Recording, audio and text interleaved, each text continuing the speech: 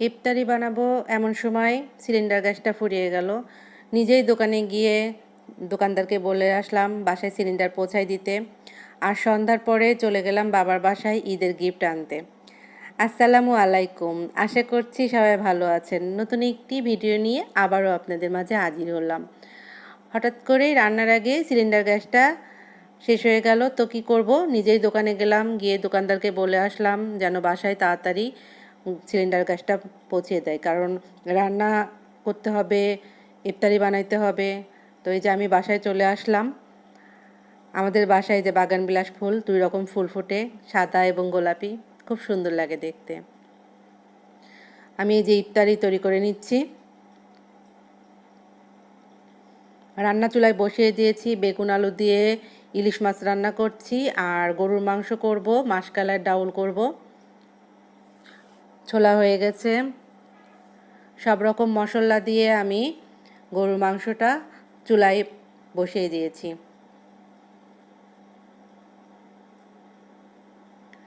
জীবনে চলার পথে আমাদের কত রকম মানুষের সঙ্গেই তো পরিচয় হয়।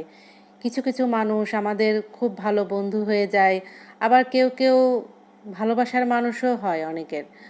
তো এই ভালোবাসার মানুষগুলো সঙ্গে একটা সময় দেখা যাচ্ছে যে আমরা একটা দিন কথা না বলে থাকতে পারি না। সেই মানুষগুলাই কিন্তু একটা সময় ব্লক লিস্টে চলে যায়। খুব কাছের মানুষই কিন্তু একটা সময় ব্লক লিস্টে চলে যায়, তাই না? আমার হাজবেন্ড ঝাল একদমই খেতে পারে না, ওর জন্য তরকারিতে আমি ঝাল দিতে পারি না। আমার আবার ঝালটা খেতে ভালোই লাগে।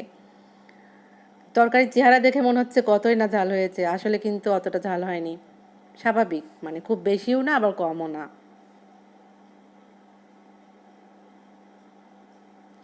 রান্না শেষ করে আমি ইফতারি প্লেটটা রেডি করে নেব।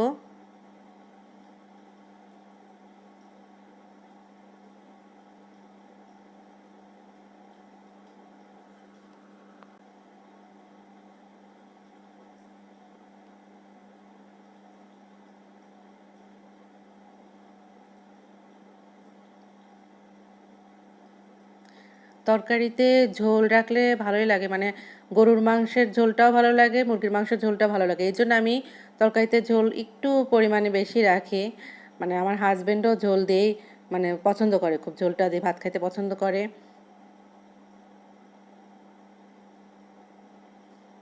এই যে আমার রান্না হয়ে গেছে।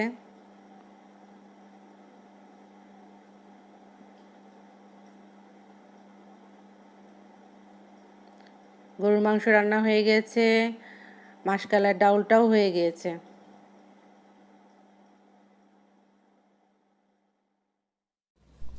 খুব কাছের একজন মানুষ এই যে একটু আগে ইফতারি দিয়ে গেল। দেখি কি কি দিয়ে গেল, খুলে দেখি। এইগুলা হলো পিঠা। এই যে কি পিঠা বলে এগুলাকে যেন, আর লুচি। আচ্ছা, আর এই বক্সে দেখি কি আছে।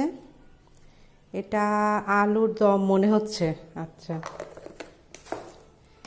এই বক্সে আচার, বড়ের আচার। আচ্ছা, এই বক্সটাতে কি দিয়েছে দেখি। এটাতে বিরিয়ানি।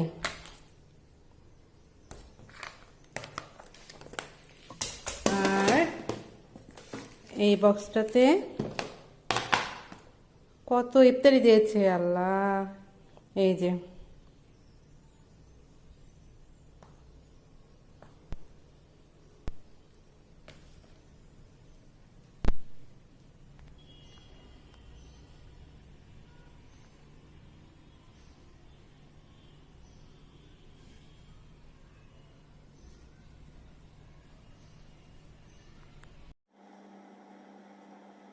ইফতারি প্লেট সাজানো হয়ে গেছে। ইফতারিটা করে আমি রওনা দিব। আজ কয়েকদিন ধরে আব্বু ফোন দিচ্ছে, আম্মা ফোন দিচ্ছে, আসো তোমার ঈদের গিফট রেখেছি নিয়ে যাও। তো আমি সংসারের বিভিন্ন কাজের ঝামেলায় যাইতে পারছি না, তো আজকে ভাবলাম যে না, আসলে যাই। আর সকালেও আব্বু ফোন দিয়ে বলল তুমি আসছো না কেন, তোমার ঈদের গিফটটা নিয়ে যাও। তো এই যে রওনা দিয়েছি। আমি একাই গিয়েছি, পরে হাজবেন্ড গিয়ে নিয়ে এসেছে। এই যে বাসার কাছে প্রায় পৌঁছাই গেছি আমি।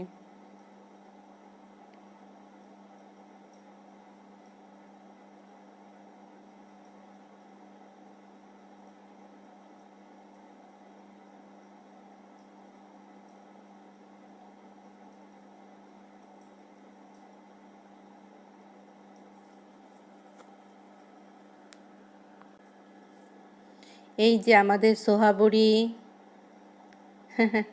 কি বলতেছে, দুষ্টামি করতেছে, কবিতা আবৃত্তি করতেছে।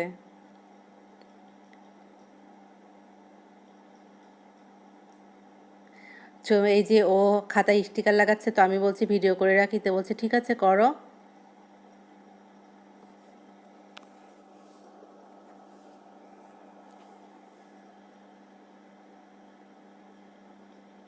আমি এই যে ক্যামেরা ধরেছি দেখে লুকাচ্ছে।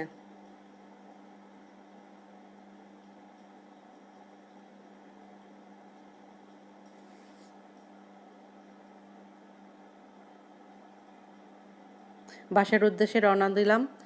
আজকের মতো এখানেই বিদায় নিচ্ছি। সবাই ভালো থাকবেন। আল্লাহ হাফেজ।